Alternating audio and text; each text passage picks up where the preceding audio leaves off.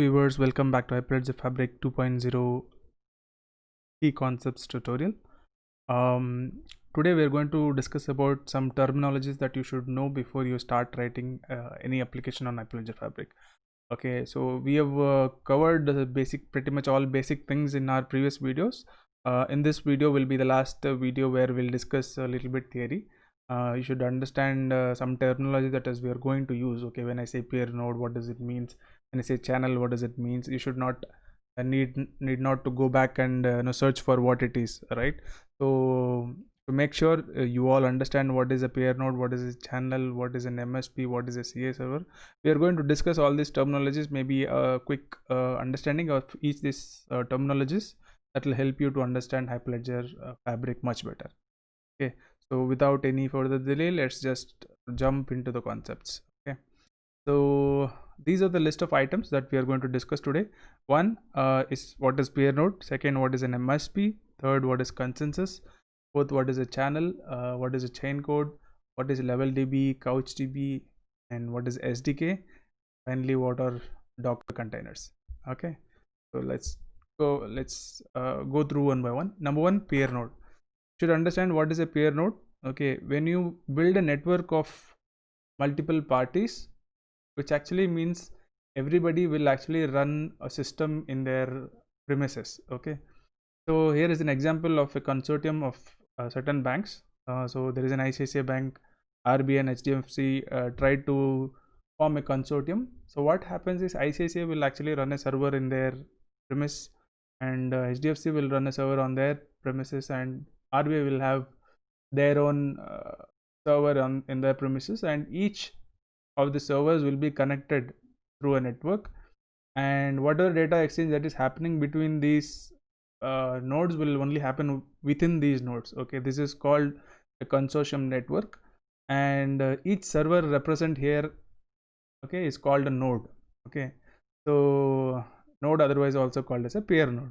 Okay, so these peer nodes can participate into many activities, such as it will store the ledger within it. It is also responsible for sending and receiving the messages. It is also responsible for giving consensus whenever a transaction has occurred. So when those peers who actually gives the consensus are called endorsing peers. Certain peers may exist in a network, but they need not to endorse also. So there are these different kinds of peers that exist in Hyperledger Fabric.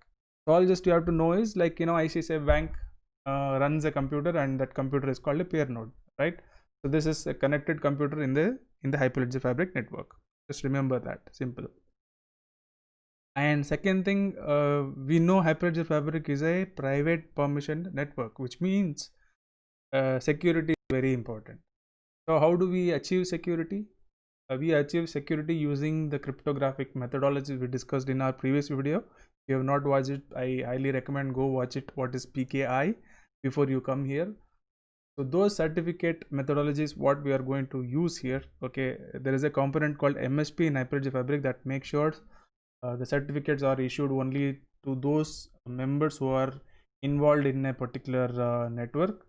Okay, there is a clear definition of what is an organization, what is a peer members. So for example, if there is an organization like ICICI Bank, they may have multiple peers within ICICI Bank also, and there will be one peer that will be actually talking to the network, so things like that. So in order to ensure only authorized person posts the transaction and only the authorized person receives the information, membership service provider ensures the security level access controls by using the certificates. Okay, so MSP uses X509 certificates. X509 is a standard, one of the standard, very popular standards for issuing certificates.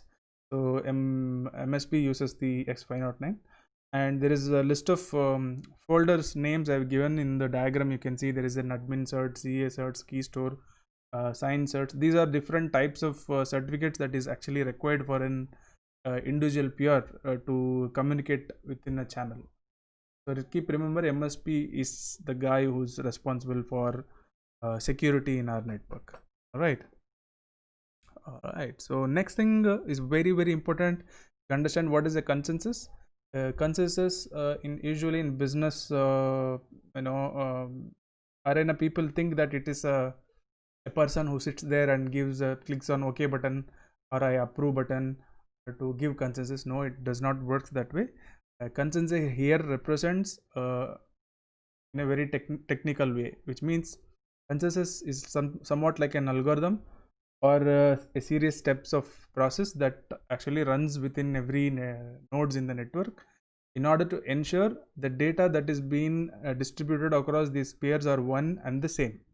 Okay, so what happens in consensus mechanism is that whenever data is sent across all the pair nodes will talk to each other and they ensure that they all have the same data. Okay, for example, if data is A, B, C, and every pair will talk to each other, what you got, I've got ABC, and what you got, you also got ABC, what about you, what about you. So something like that is what is happening under the hood. You will not know, you will not physically see what is happening, but that is exactly what is happening in the background to ensure the data that is being sent across is one and the same. Because there are chances sometime your data may not reach to a particular pair, and there are chances that certain pairs will try to modify this data when it actually sends it to another pair. Okay, like somebody tries to hack it. So consensus is one responsible to make sure every pair node agrees upon one particular source of truth. Okay, so it is very important. Otherwise, this network, if there is no consensus, what happens is everybody will have different copies of data, because you will have a copy and another person will have another copy. He will do some modification and I will do some modification, and end of the day, someday we both will have totally different copies and we will not know which is actually the truth. Okay, so it is important to have a consensus in order to maintain the truth of your data.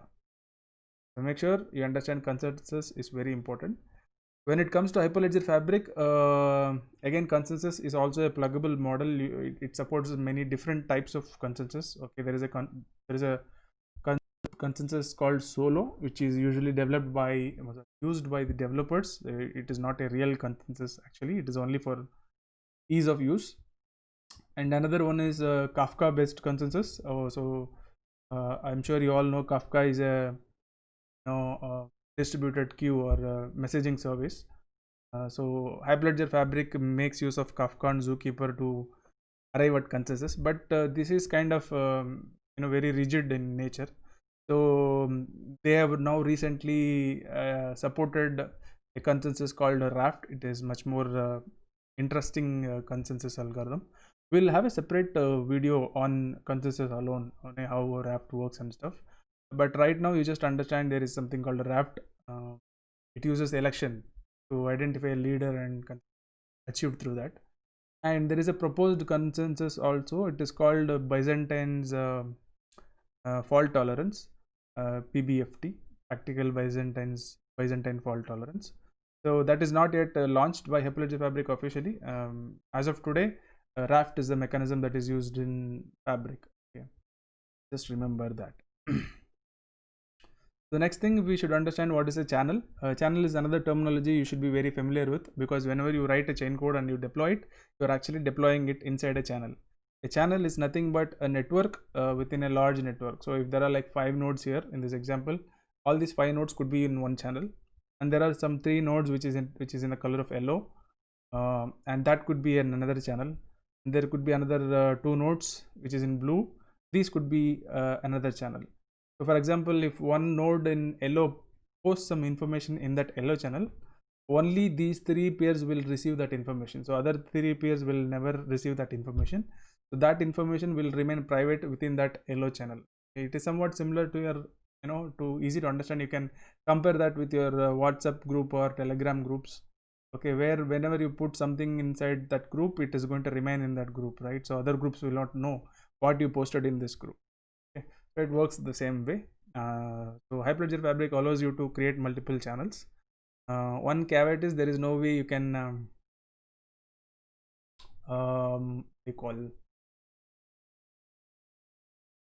transfer some assets from channel A to channel B. So things like that is not possible. You cannot transfer some data from one channel to another channel directly. Okay, but you can fetch the data from one channel through an SDK, and you can post that into another channel. So you have to do it that way. So which means essentially a channel is a completely a different blockchain in itself. Okay? Remember that even the blocks will be different from channel to channel, like the number of blocks. Okay. And we have come to the chain code. Chain code is nothing but a smart contract of Hyperledger Fabric. I think by this time you would be familiar with the concept called what is a smart contract. It's a piece of code that you will write inside, write and deploy it inside a peer. This code will have some kind of validation that is to be performed whenever a data is entered inside blockchain, and it will have some operation that is defined, that is agreed among all the peers that this has to be there. This kind of business validations will be put inside this piece of code called chain code. Chain code and smart contract are one and the same. So we use chain code in Hyperledger Fabric terminology. Otherwise, it is same as smart contract. So don't get confused on. Okay. And of course, we are going to have a small hint about LevelDB and CouchDB. Internally, every peer has to store this information somewhere, right? So what happens is every peer has an internal database, and this database is a LevelDB. Whatever data you are going to post in it, the Hyperledger Fabric stores that in the LevelDB as a key value pairs. Okay, every data that you post into Hyperledger Fabric is stored as a key value pair. Okay. So LevelDB is that kind of database. It is a key value database. Optionally, you can also use CouchDB instead of LevelDB. I will not say it is instead. Actually, you will have additionally CouchDB. The advantage of using CouchDB is CouchDB will act as your current state database. If you want to do some SQL type queries, say for example, you have a list of cars in your database and you want to query a specific car for which the year of manufacture is year 2008, something like that. Okay, it is very difficult to fetch through the LevelDB. What happens if you are only using LevelDB is you'll have to fetch all the cars and you have to iterate through each and every one of the car, and you have to search whether the attribute of that particular year exists in that, and then you have to fetch that outside. But whereas in CouchDB, you can actually pass these SQL type queries. You can specifically write this Mongo selector queries that will fetch you only the necessary information that makes your chain code very efficient. So whenever you are writing chain code, I highly recommend to use CouchDB in your setup. Okay, and before we discuss about the containers, the last thing I wanted you to discuss is SDKs. We understand that a chain code is nothing but a piece of code that you are going to write inside and deploy it inside a peer. But when you launch that chain code, you should have some way to access it, right? You have a method saying hello world. You should be able to call that hello world somewhere, right? How will you call that? Okay, so SDK is the way to go for it. There is no REST APIs or anything through which you can call this chain code. It used to be earlier, but they have deprecated that, or like they actually stopped it completely. So only way you can access a chain code is through SDK. So in order for an application to access this chain code, you have to implement this library. SDK is a kind of library. There are multiple SDKs available. There is Go SDK, there is Node.js SDK, and even chain code also you can write in multiple languages like Go, Node.js, and Python, sorry, Java. SDK also you have Go, Node.js, Java, and Python. Most popular is Node.js when it comes to SDK. When it comes to chain code, most popular is Go. However, in our tutorial, we will use Node.js for both chain code as well as SDK.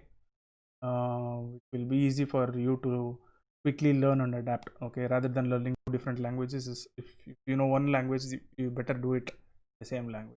Easy for us to learn and develop, right? So last but not least, you should understand every component in Hyperledger Fabric is containerized. You can run these components inside containers. The advantage is that you don't really have 3 different computers to create a network. Okay, all you need is containers. Okay, every component, which I mean the peer node, the orderer node, the CouchDB, even the chain code will run as a container. Okay, an external container in when it comes to Hyperledger Fabric. You must have seen that when we did the installation, some default containers were running in our system. So if you don't know how to work with Docker, what are the commands in the Docker, don't worry, you need not be an expert in Docker. As we go through the tutorial, we'll be explaining simple commands on like how to list containers, how to delete a container, cleaning up container, and some basic stuff we will introduce as and we progress. Okay, so but you should understand the containers is very good. It is easy for you to learn and grow. You can implement Hyperledger Fabric without using containers also, but it will be a little bit tricky. You may have to use systems like Vagrant to understand the basic concepts of virtual machine and stuff like that. So it is easy if you are going to use Docker. It is helpful in terms of migrating from one platform to another platform. It's easy to scale, easy to form the network, and it is helpful in lot many ways. Okay? So just remember everything in Hyperledger Fabric, it's all containers. So so that's all the terminology that I wanted to discuss with you today. So we will start writing chain code from upcoming videos. We'll start from building a basic applications and all those things. So going forward, it will be hands-on session. Thanks for listening to this video. Make sure that you subscribe, and also make sure you like, comment. If you have any questions, feel free to post it in the comment section. I'll surely explain you or will give you some solutions in if you have any doubts or right. Thank you very much. We'll see you in the next tutorial. Bye bye.